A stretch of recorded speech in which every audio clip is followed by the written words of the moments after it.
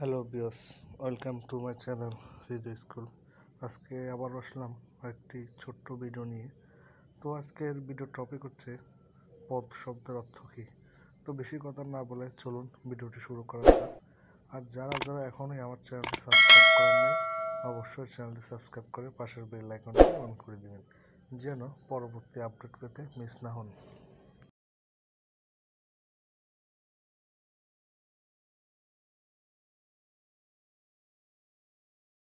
পথ শব্দের অর্থ হলো সীমিত বা নির্দিষ্ট সময়কাল, বিশেষ করে যে সময়কাল ধরে কোনো কিছু স্থায়ী হয়।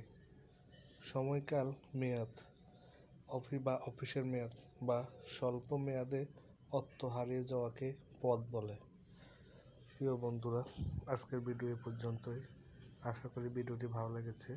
ভিডিওটি যদি ভালো লাগে একটি লাইক দিয়ে দিবেন। আর যারা এখনও চ্যানেলটি সাবস্ক্রাইব করেন নাই, চ্যানেলটি সাবস্ক্রাইব করে পাশের বেল আইকনটি অন করে দিবেন, যেন নতুন নতুন ভিডিও মিস না করে ফেলেন।